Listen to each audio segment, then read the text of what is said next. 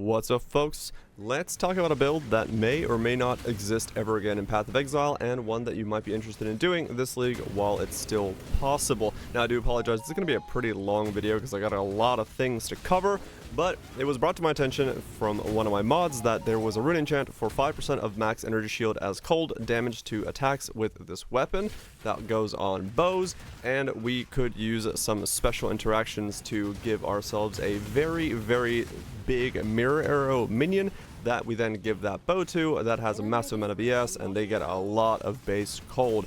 And we figured might as well go full ham on it and work around it to make it do some damage, and it turns out it does a lot of damage. I can kill Uber Exarch in about 3 seconds from stop and go, and that wasn't even in the full setup. If you really wanted to go full on damage, you could probably do it in under 2 seconds, which is pretty nuts because you don't have to do ball phases, anything like that with this setup.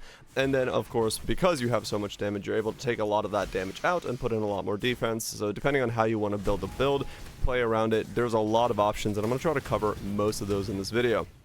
But for mapping purposes, I've been running kind of a run and gun, I don't really care if I die every now and then setup, but it does everything from T17s that onwards that I've wanted to do. It's not really problematic because Mirror Arrow has a massive amount of range. It's probably one of the few things left in the game that does like a screen and a half outside of its range, which is really strong. I'm assuming it's going to be insanely good for Sanctum as well. I haven't tried that. I'm going to try that today. But overall, it's been very fun to just blast around, run around, do a massive amount of damage, and just kind of play the game in a weird way where I'm just putting mirror arrows down and running to gold piles on my minimap and enjoying the automated system of I'm not really looking at my screen at all. Some people will like it, some people don't, and that's actually one of the things I've told anybody who's interested in this build. Definitely get mirror arrow up to like 68, 70. Make sure you like the playstyle before you invest in this, because at the time of recording, because it requires 44 time runes and 66 mountains, it is about 50 divine for the enchant. I've tried to make the rest of the gear as cheap as possible, and of course there's scaling options for going beyond that and making it very expensive, but for me I try to keep everything as cheap as possible because we're already spending 50 divine on just a base bow enchant, and of course that's going to be pretty pricey. So let's get into what it actually does, how it works, and all of that jazz. So the way that this works is we are giving this rune enchant 5% of your maximum energy shield as cold damage to attacks with this weapon, which costs, like I said, 44 times, 66 mountain. That's pretty expensive, and we're going to put it on a bow, and then we're going to give that bow by using Mirror Arrow to our Mirror Arrow clones. Now they have that weapon and they have that modifier, so if we give them a lot of ES versus us having a lot of ES, well, they get a lot of base cold damage. And in this case, by using Fleshcrafter and Formless Inferno and a lot of other scaling things, we can give them a lot of ES. In my case, 179k of ES, meaning they're having a massive amount of base cold damage. And so if we give them a good attack speed crit based bow, then they have a massive weapon to use and do a lot of damage with. Like I said, I can kill Uber Exarch in about 3 seconds with like not optimized everything, but it's pretty nuts. It's pretty insane just how powerful this setup can be. So the biggest thing for the base of the bow is going to be, you're going to be looking for levels to Mirror Arrow. Whether you're going to put that in your bow or you're going to put that in your chest depends on kind of how you want to gear, what's available, what you're going to be spending your money on. But for my case, I have a level 31 Mirror Arrow in this setup, which is pretty high. You could go a little bit higher if you wanted to, and different helmet options allow you to do that.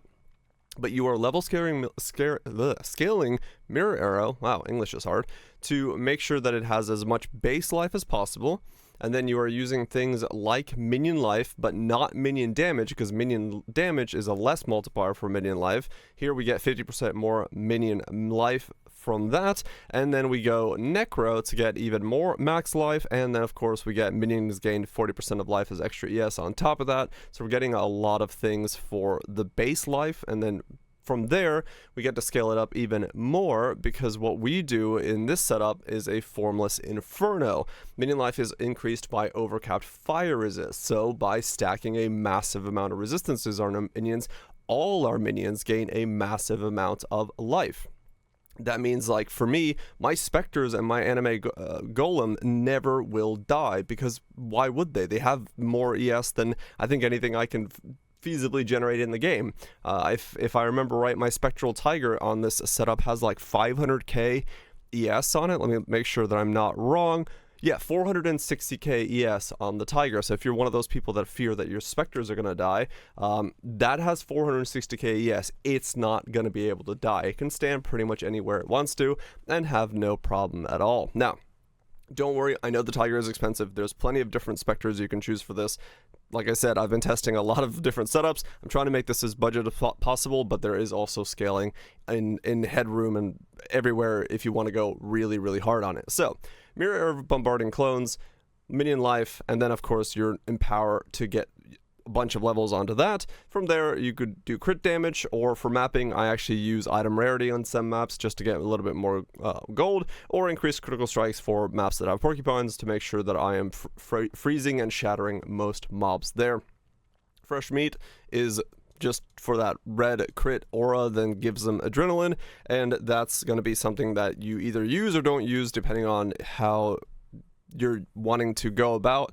When I'm doing Ubers and bosses that take a lot of damage, I take these 4 life nodes out, put them here for the duration, and then Mirror Arrow goes up to like a 31 second duration, so they have 3 seconds of fresh meat. I know with my cooldown that's not exactly 100% uptime, but I mean nothing lives longer than 3 seconds. It doesn't really matter. So if you're really wanting to min-max it and you want to make sure that fresh meat's up for the 4 seconds on the cooldown rotation, you're more than welcome to. I know my setup doesn't exactly have perfect uptime. It doesn't matter. The damage is way too high. I don't really care. So from there, like I said, we take on the Formless Inferno, and this is actually something that a lot of setups are kind of differing on. For me, I went this setup because this was what interested me in the build. When my mod came and said, hey, Formless Inferno sounds really cool with this idea, I said, yes, it does. Let's stack some minion resistances and see how far we can push it. If you don't want to do Formless Inferno, which is completely possible, and it does make your gearing a bit different, you can get a +2 minion level helmet and then put on spell suppression or reservation efficiency, things of that nature onto that helmet. You're still going to get pretty much the same level of scaling, but I just wanted to go this route because it's very cool and you get to use a little bit weirder gear like this ring with a bunch of resistances, and we'll get into that in a little bit. But we're using Formless Inferno to make sure that we get a massive amount of fire resist, and we're stacking fire resist for the rings, and we are using Purity of Fire, which is on Generosity. We're using Purity of Elements for ourselves and the minions, and then we're also, stacking things that are jewel based, like minion life, minion resistances, all that jazz. It's the one place you actually get to use minion resistances to great effect because it's all percent HP for your minions. From there, the biggest thing to keep in mind is, of the 3 pieces that are mandatory, Fleshcrafter is mandatory as well, and Fleshcrafter means that minions convert 2% of their max life to energy shield per 1 chaos resist they have. You have to be very, very careful with this, because if you choose a Specter that has higher than base 20 chaos resist, or you somehow get chaos resist by accident, like somebody in your party is running fungal ground, your minions will just instantly die. I haven't had it happen yet for anything, but it's just something to keep in mind. We did try one Specter, but it flopped over because it had chaos resist on it. So keep in mind, you got to go on PoDB, check out the chaos resistances of your minions, and make sure that you can actually use them. But for the most part, you should be okay. That's one of the reasons you have to grab Grave Intentions, is to give them more chaos resist, but you cannot path the Grave Intentions. If you were to pick up this node, all my minions would die instantaneously because I go over the amount of conversion that they have, and I'd be converting 51% of their life, and they just flop over. So you have to have only Grave Intentions, only the Flesh Catcher, and then a minion that has less than base 20 or 20 or less chaos resist on it passively, which is perfectly doable, and that's why I have this set up here. Now, if you want to anoint this node, you can. I'm using a Thread of Hope here to grab it because I wanted to anoint Spell Suppress, but that's also going to be another option. We'll talk about that in a little bit. So the basic idea is that you have a Mirror Arrow, you give it this bow, then you scale life in some way, and by scaling life, you then convert that life to ES. That ES then gives it a massive amount of base cold, and it does massive amounts of damage. From there, the world is really your oyster on how you want to build this build. There is a lot of different versions that you can go, a lot of different things you can do. I was going full on damage in the beginning, as much damage as possible. I had like sub 4,000 HP, and I just wanted to kill Exarch really, really quickly because I thought it would be funny. From there, I've kind of clawed back things, and I could still claw back even more on the build just to make it more defensive. If I were to Hunter Slam my belt here, get percent life, I'd go above 5,000 HP, and really, 4.5 is a little low for most mapping, but once you get to 4.8 like I am now with Spell Suppression, you do feel pretty good. There's still things that one-shot you. You know, if a Ghosted Exile decides to jump on your face, you're probably going to die. But if you want to make it much thicker, then by all means, you're going to be able to drop some of these cluster stuffs, drop some of the damage stuff, and get yourself a lot more HP, or maybe go Grace and do that kind of stuff. One of my viewers is doing Mageblood instead, and he's got Grace and Jade Flask and all those things going on. There's a whole lot of different options you can do and figure out how you want to do it. So I'm just going to walk through the options that I currently have on this tree and what you might be able to do to tweak those options. All right, time for a shirt change, because I recorded this part multiple times now and I cannot figure out how to describe all the things I want to describe without sounding like I'm rambling. Let's try that again. So, from there, we got to talk about the two schools of thought of scaling this build. I went Formless Inferno. Some of my viewers have went a +2 minion helmet. I'm going to talk through the Formless Inferno version first, and then talk about what changes when you go to a +2 minion helmet. For me, Formless Inferno means I have to get a bunch of minion life through my overcapped fire resist. How do I give my minions as much fire resist as possible? Generosity, Purity of Fire, big scaling for that. A quiver with fire resist on it. My mirror arrow minions get that quiver, and that gives them more fire resist. I give them my own Purity of Elements, which I'm using for myself. That also gives them fire resist. I then scale fire resist on things like Elemental All Resist for minions, jewels, something you don't usually get to use very often. I then have a ring with a bone ring, elemental resistances, minion life. These are all things you normally don't look at as being high value, but in this setup, it's extremely high value. If you're wondering how the ring was crafted, it was crafted using this method here, which I need to move myself over here to show you. Basically, the Recombinator kind of system was broken apart by the dudes over on the Reddit. They finally figured out kind of how this all works, and by using this 1 prefix 2 suffix 2 prefix 1 suffix with a bunch of exclusive mods, you give yourself a pretty good odds of getting the ring. I did it in 2, so about 8 divine. I had another viewer do it in 3, so 12 divine, and I've had one more person reach out and say that they've done it in 2 as well. So odds are maybe good. I think it's about a 44% chance, but you can create something really insane for much, much cheaper than you can buy it on the market. This specific ring is going for like 100 divine. It's not that difficult to make, so if you do want to do it, you can always go prefix, prefix, smash together, get 2 prefixes, suffix, suffix, smash together, get 2 suffixes, smash those together, and then hopefully get 1 prefix 2 suffix or 2 prefix 1 suffix, some combination of that, and then smash those 2 rings together to make something like that. I'll link to the Recombinator Reddit thread that explains all that information there if you want to know more. But so that's how we're scaling a bunch of minion life and minion resistances through the use of Formless Inferno, and then we're taking that and of course converting that to ES for all our minions, and it's very, very strong. This way we are increasing the life of all our minions so that everything has a lot. So the Specters, the Animate Guardians, all that stuff has really, really big amounts of life, so they're all very tanky. The other thing to think about there is that for me, I'm using a replica Dragon Fang. This ended up being the most amount of damage for me because Mirror Arrow just loves those levels, and I'm finally getting over the hump of level 30. So we get finally getting into those limited returns. So we went with a replica Dragon Fang to fit in the bit more reservation efficiency as well, to fit in the skitterbots I have. But you can also wear an Ashes. Originally I had the build running in Ashes, which made it so that I didn't need such a high level chest, like you don't need a +1 chest piece because you get enough from like an Empower 4 to raise Specters to 25, or you can wear different versions of things. So depending on what's available in the market, look at Ashes versus +1 chest pieces versus +2 chest pieces, whatever have you, to get the levels you need. So that's another pivotal point. Ashes, Replica Fang, maybe even some kind of +1 amulet of some kind could be good, or that one I'm not entirely sure of. I never looked into that, but there might be options there as well. So in terms of the Specters, then let's talk about this setup. Specters, we are running. Once I can get to my configuration here, let's go blue. Come on. Wish I could like move these windows not in this way. There we go. So for me, I am running a Spectral Leader, which comes from T17s and something Adversaries map mod. But T17s drop Spectral Leader. That gives me action speed. I'm running a Perfect Warlords for endurance charges and a level 10 vitality for a little bit of healing, a little bit of defense. A Perfect Forest Warrior, which just gives onslaught to my minions, as you can see here. They've all got little onslaught. And then I'm running a Perfect Forest Tiger, which gains me haste. This is the fourth Specter that I'm going to talk about that's kind of in two worlds for me.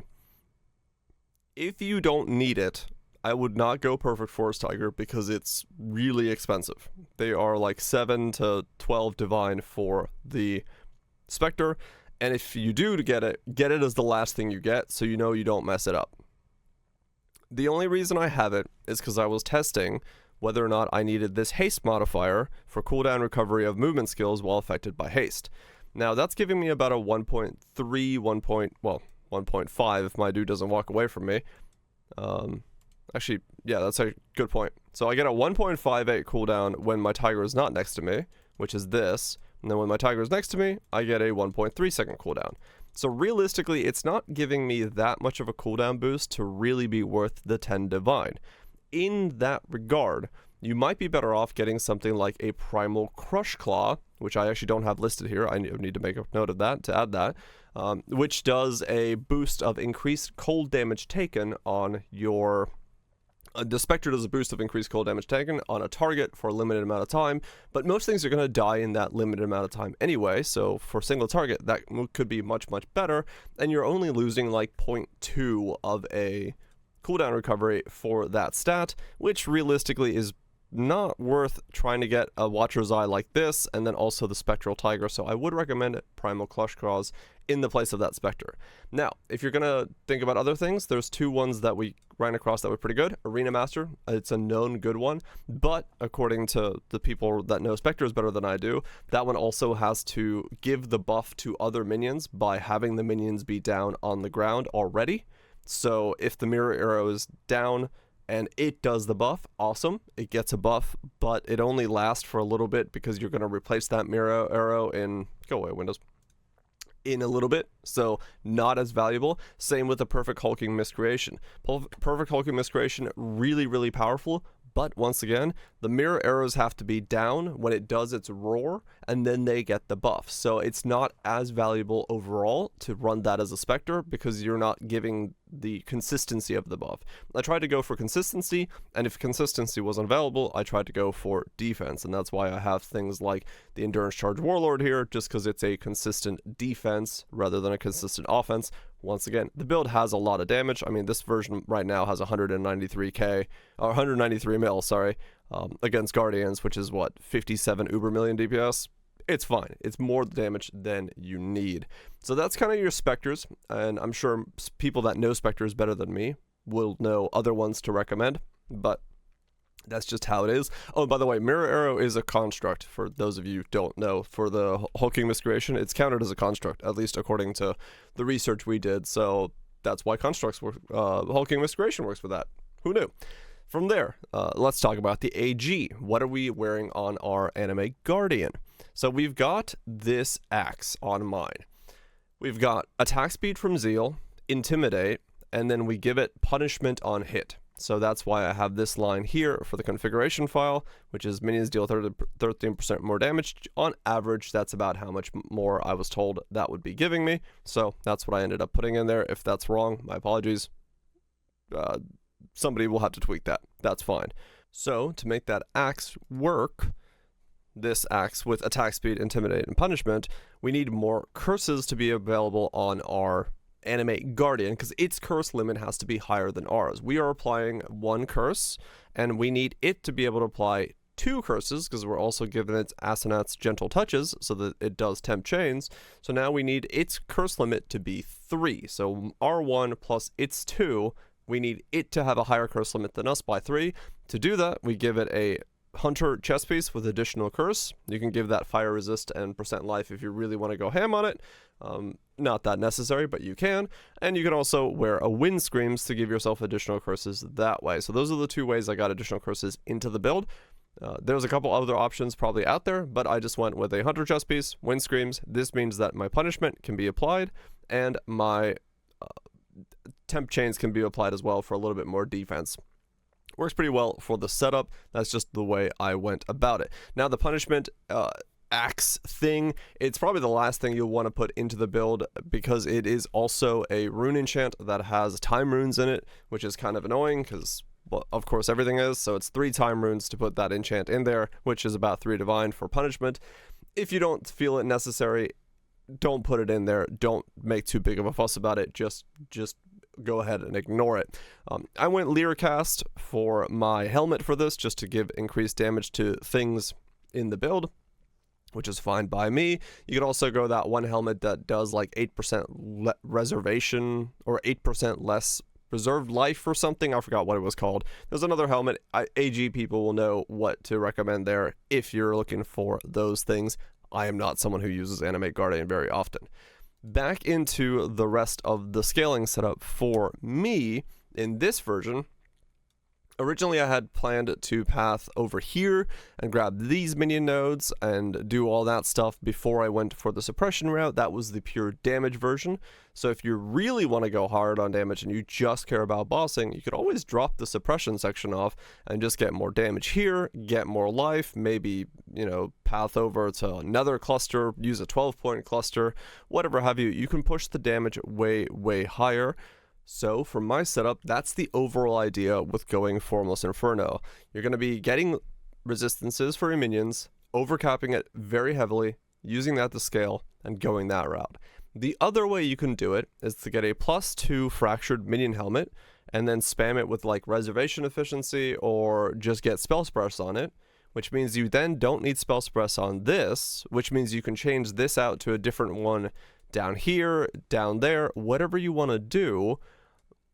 Get a cheaper one, get a more expensive one, and you're going to have evasion pieces, 2 of them, which means you're going to spell suppress cap easier. If you do travel down here, you don't need these boots, so that these are energy shield boots, because you can get the cooldown recovery rate from this bow mastery. So by doing that instead, you can then get a full spell suppression roll on your boots, which gives you more options there as well. So now you have 3 pieces of evasion gear with suppressant on it. You got +2 from the helmet. You don't need to worry about the resistances, so you can run a different aura. Your ring can be more damage oriented rather than having the resistances on there, so you don't need that scaling vector. And it gives you a whole different way of building the build. Your quiver can have another suffix on it because you don't need the fire resist. You get the idea. So depending on how you want to go about it, and if you really want to experiment, there's a couple ways to go depending on your helmet choice on the other things. The key thing is you're going to be wearing the bow and the Fleshcrafter. I keep saying catcher. Those are pretty much stuck in. Everything else, though, is tweakable. Another thing that's tweakable is here with the Plaguebringer. I'm currently wearing this because I just wanted to do more damage, but if you want to map and not really worry about the mana flask, because you do need to use a mana flask in this version of the setup, go Essence of Gluttony instead. That means the corpses around you will generate for you mana and give you a massive amount of AES regen for your minions, so they really can't die. That's another little tweaking point you can do in the build if you want to go down that road. The other thing to notice is with my Formless Inferno. I have a socketed reservation multiplier on my Formless Inferno. What that means is I can put in skitterbots. If I take that out, I can just do everything just fine, and I just don't have skitterbots. I think I can even take out my Enlighten and still be fine. Yes, I still have plenty of stuff. So if you really want to do it the easy way, then go ahead and just not worry about Enlighten, not worry about Skitterbots, not worry about this Formless Inferno corruption. You can fit in all of this, be just fine without any of that. I just put that in there because I had an Enlighten 4 in the back pocket, and I could put in Skitterbots as a result and not really worry about too much there in that regard. So that's another like tweaking thing you can do. You don't need Skitterbots, you don't need the Enlighten 4, you don't need this corrupted Formless Inferno. Just get a normal one, go that route. If you want to go the other way and get the +2 socketed helmet or the +2 helmet, get that, get reservation efficiency, slap in grace and all that stuff, get some evasion, you might be better off that way. Now, one of the weird things that's going to be suggested is you could go Eldritch Battery to solve your mana. You can't. Eldritch Battery is weird with the setup because Mirror Arrow minions take the percent of your ES that you currently have as their baseline on spawn. That means that you have to have some ES to activate your minions ignore monster elemental resistances if they have ES.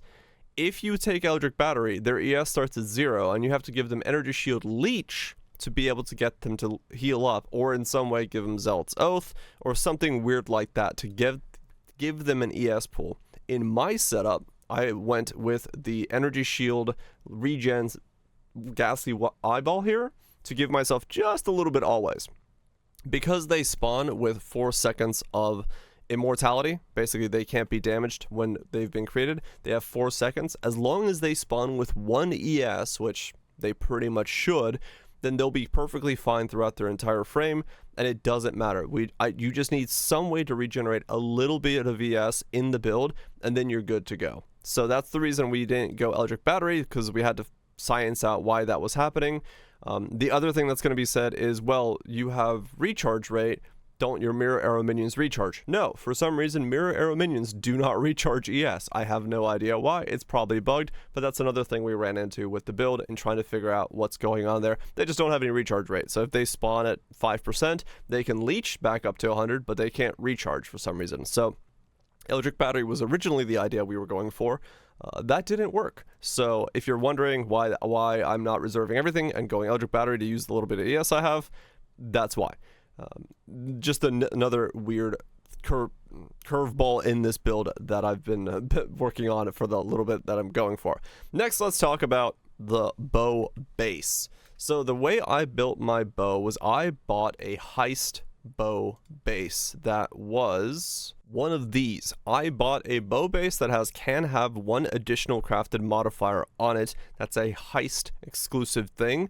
And I used that to build my bow. Something like this spine bow here would be very good for that setup, because you want a bow that has a good attack speed and a good crit rate, because those are the key elements. You already have a flat amount of cold on there, so you really want to scale up the attack speed and the crit as far as possible.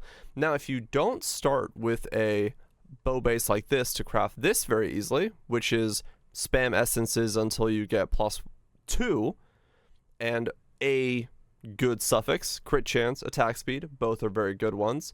You then craft on cannot roll attack mods with full suffixes and 1 open prefix. If you have cannot roll attack mods on it, the only thing you can exalt is +1 socketed bow gems. Or +1 socketed gems, my bad. So if you get +2 socketed bow gems and the minion damage with an open prefix, and you fill out your suffixes, an Exalt Slam with a cannot have attack mods on it, the only thing you're going to get is a +1 socketed gems. That's how this bow was made. And then, because I had this heist enchant, I was able to basically just put on double damage and attack speed, and then put on the rune enchant to override that while keeping the double crafted modifiers on my bow. That's how I made my bow. In hindsight, the bow's a lot easier to make than I thought, and I should have started with a bow like this. +1 socketed support gems. This would be a better bow to start with. It would be the same process. You would basically just use fear essences. I don't think I have any. I don't. You'd use essences of fear until you get, well, that, +2 socketed bow gems. That was lucky. And then you'd have to have an open prefix, because that would be the craft the next step. So you could open up the prefix by missing the end all.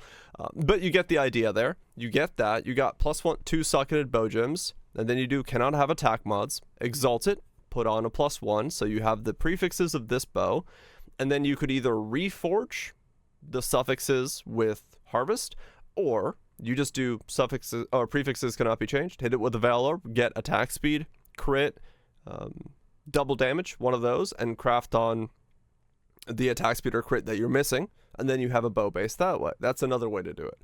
So the bow is very straightforward, and as a result, I should have started with a +1 socketed support gems, because it would have been an extra level to my mirror arrow, which would actually been really, really big. So we go from 193 million to 205 million. So it's a sizable boost to get that +1. It would be on the +1 on the empower, but you get the idea. In general, a better bow base like this. Now there's a couple other bow bases that could be possible. If +1 bow bases for socketed gems are bad, you could always go with just minion damage, one of these. But the energy shield isn't that valuable on it, because the energy shield is additive to the rest of the increases you have, according to what we read up. So it's really just 16% fire resist is basically what you'd be giving them, which is, it's something, but it's not the best, it's not the greatest. Maybe even something like this: you and nearby allies deal 22% increased damage. Could be very strong for the bow there as well. As you can tell, I got a couple of these bows kicking about because we were just testing different things, different ideas. When we were brainstorming the build, we had to kind of buy up a bunch of weird bases because we didn't know what we were going to use. I ended up using this one and then turning it synth, and that's why it has the socketed intelligence, which doesn't really help it at all. But you get where this bow came from, and then different ways you could maybe build other bows as well. So I've shown the bow, I've shown the ring, talked about all this stuff. In terms of linkage, you know, it's what you'd expect for this. I just have Blink Arrow to move around with. Assassin's Mark, Spirit Offering, I'm self-casting Enhance in there for that to make sure that they get power charges and frenzy charges. In the configuration file, you'll see that I have them listed at 2 and 2. On average, by the time something is dead, they don't really get to have 3 for that long. They usually have about 2 and 2 from what we've seen for like Uber fights. As to how many charges they have, it might be a little less, it might be a little more. It's not that big of a deal. Where they're getting the power charges from is the Assassin's Mark being qualityed up and boosted from the Enhance, and the % chance to gain critical frenzy on critical strike from the quiver, because they do get to wear that. They attack really, really rapidly. I actually have very small chills on this build for some reason. On Ubers, like a 17% or so, something like that, because the attacks are very, very fast. The Miro era of bombarding clones attack have a rate of like 4.4, 5.1, something like that, depending on what your setup is, and each one hits about 3 times on target. So in general, you have 3 minions hitting 3 times. That's a count of 9. That's why the 9 is in there as the modifier. For those of you wanting to play the traditional Bama style of having both Miro Arrow of Bombarding and Blink Arrow, you'll have to make sure you don't use Blink Arrow of Bombarding. Those share the same limits, so your Miro Arrow and Blink Arrow have the same limit of clones that can spawn that shoot upwards, so you can't have 2 of those. You'd have to use Miro Arrow of Bombarding and Prismatic Arrow of Blink Arrow, and then you may have to use the Prismatic Jewels, which takes away some jewel sockets, stuff like that. If you want to go down that road, you can. That's another option as well. But for me, I just use Blink Arrow as my movement skill because, I don't know, thematically it works, so I ended up keeping it with that one. Then we got Desecrate, just to make some corpses for Spirit Offering. Usually you'll see me just go 1, 2 with my Mirror Arrow, and then do that, and spawn another one, and then that, and I'm ready for battle. The moment something spawns, it's going to pretty much instantly die because I'm just holding down Assassin's Mark on it, and then using the Mana Flask to boost myself up from there. Stone Golem Safeguarding. I just wanted to have something in here to give myself a little bit more defense, and the Stone Golem never dies, so I figured why not try that one, see if it's any good. It's been alright, I don't know, it, give or take, not the best thing in the planet, but hey, it works. From there, Precision, Enlighten, Purity of Elements, Skitterbots, like I talked about, don't need Skitterbots, don't need Enlighten, just take those out, don't worry about it, saves you a whole lot of money. We got Animate Guardian and Raise Specter in the chest piece. Get Raise Specter to 25 for that additional one. That's how we have 4 Specters. And then, of course, just Meat Shield, Minion Life, and Feeding Frenzy to make sure that those are giving those buffs and giving themselves a bunch of life and less damage taken, so they pretty much never will die. Just chuck an Empower 3 in there if you have a +1 Fleshcrafter to get yourself a 25 Specters, so you can do that very easily as well. And then, like I said, the boot choice is going to come down to what you're doing for cooldown recovery rate, how much cooldown recovery you need, want all that stuff. You really want to be like around 1.5 to make it feel good. Anything higher than that, you kind of can go from pack to pack a little bit too quickly. So I do recommend getting cooldown recovery in some way, whether it's on the boots, whether it's a haste Watcher's Eye, whether it's going to be this node down here. Something to give yourself a little bit more of a leg up there. And then other than that, belt, gloves, and boots are rolled pretty basically. You know, you get quite a lot of resistances from your Purity of Elements already, and all you really need is Chaos Resist. So I was literally buying Suppression, hit it with some Chaos Resist stuff, got a life roll, chucked the hybrid on there. Same with the boots. I just found a pair that had 23 Chaos Resist on it because that's all I was missing, and life and movement speed. That's good enough. I paid 15C for these. Belt, do not make the Minion Life belt unless you really hate yourself. The amount of essences it took to see any kind of good roll on this belt was astronomical. So if you're gonna go for it, maybe Recombinators is the best way to go about it. I went and tried to make it with essences first on a hunter base. That didn't work out. Then I made it on this one. Just ignore the minion life. You have so much minion life coming from other places that it's just not worth going for the headache of, unless you really want to min-max this thing, in which case, go ahead. I need to hunter slam this one still for, hopefully, fingers crossed, percent HP, but if I don't get it, oh well, it's not that big of a deal. Like I said, in terms of clawing back some of the damage to get some more defenses, you can drop a lot of this stuff. Drop what you feel is necessary. Maybe grab some more life here, or maybe come down here, grab some more life there, put another jewel socket in, something like that. Maybe just grab more damage, drop some of the life, grab more damage, change these life nodes, these duration nodes, grab more damage, and just one shot every Uber that exists out there. It really is kind of versatile in that regard. The biggest thing is just, you know, making sure you got the base elements in place, the bow, the Fleshcrafter, Grave Intentions, and from there, the world's kind of your oyster for that. A lot of the stuff like Empower 4 can be an Empower 3. You don't need this much scaling. Once again, you're doing a massive amount of damage, so save out on that, cheap out on that. You're already spending 50 Divine on Rune Enchant. Might as well just make everything else as cheap as possible in the build, or go the other way. Just spend as much as you can and go that direction. I think I've covered everything there is to cover, but there's definitely things I have missed. This has been such a long, just trying to figure out all the pieces of how it works and best ways to do it, best ways to save currency, and what not to do and where to put what and how to do it. That it's been quite an adventure to put together this build. If you really want to go ham, you can tattoo every one of your int nodes for increased minion life as well if you want to. You don't have to. I did a couple of them, just the ones I had myself, and those were the ones I then overwrit with my Elegant Hubris. So right now they're doing absolutely nothing, which is a fantastic use of that. I do say so myself. So yeah, it depends on just how you want to do it, how you want to scale it. It's been really fun. It's probably the most damage I've ever had in Path of Exile in my history. Last one was Chaos Purifying Flame Totems. And it's definitely a build I would recommend checking out, because I just don't think this bow interaction is meant to be like this. It used to work with Ephemeral Edge. Now it works with this bow, and I would assume whether rune enchants are sticking around, if they are, this bow enchant probably won't work with Mirror Arrow ever again, and that's actually something I need to address.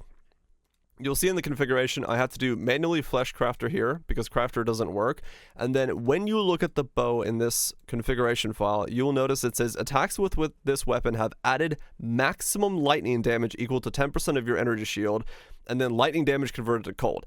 So we had to do the old Ephemeral Edge mod, but that adds maximum, so we have a minimum of 0 and a maximum of 10%. Divide that by 2, you have a baseline of 5%. But we then have to convert that to cold to make this pub work and actually be able to look at what the pub is doing. That is the reason this is set up like that, because the actual rune enchant does not work right now. So if you see that and go, wait, that looks really weird, that's why that is like that.